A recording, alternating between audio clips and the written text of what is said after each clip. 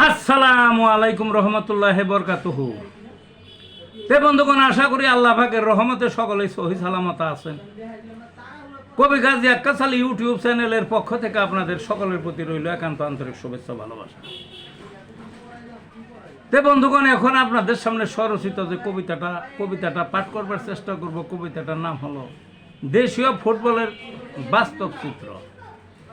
বুঝলেন না? ফুটবল খেলায় উন্মাদনা, পৃথিবীর সবচেয়ে বড় খেলা, সবচেয়ে উন্মাদনার খেলা, সবচেয়ে দর্শক বেশি, সবচেয়ে খেলোয়াড় বেশি, সবচেয়ে টাকা ব্যয় বেশি, টাকা আয় বেশি, সব দিক থেকেই সবচেয়ে খ্যাতি প্রতিপত্তি, কতগুলো প্লেয়ার সারা পৃথিবীতে তাকিয়ে দেখেন।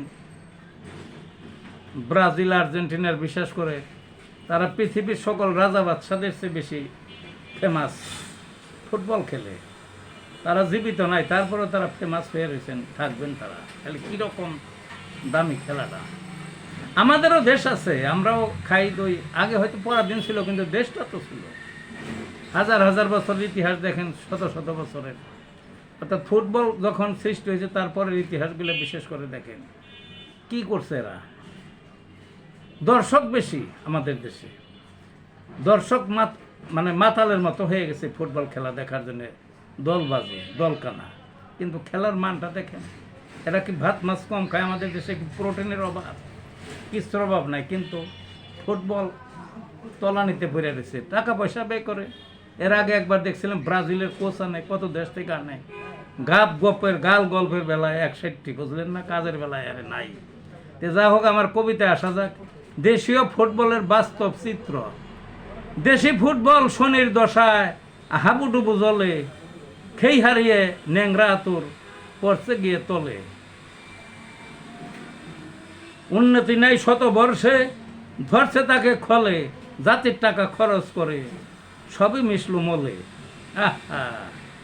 বিদেশ থেকে আনলো কোচ, কোটি ডলার ব্যয়ে, ক্রিয়া বোর্ডের লঙ্কা কাণ্ড, রাবণ যে তার দ্বারে। গাল গল্পের এমন পর্যায়ে ব্রাজিল যাবে হেরে।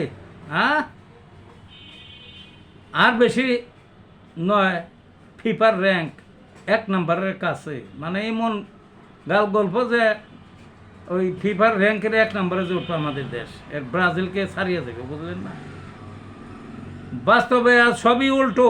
দেখো একবার চেয়ে, ছোট্ট ছোট্ট কত দেশ বিশ্বকাপ খেলে। আমার দেশ ছিটকে যায়, বাছাই পড়বে রাগে।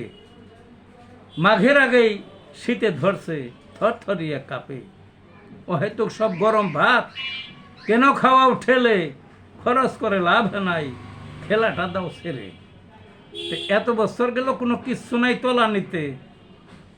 বিশ্বকাপ বাছাইয়ের আগেই ছিটকে বড়, ওই পর্বে তো যাইবা দৌড়ের কথা। কাজে এখন ছাইরা দেওয়াটাই উত্তম, সেইটাই কবি বলার চেষ্টা করছেন। ভালো থাকুন বন্ধুগণ।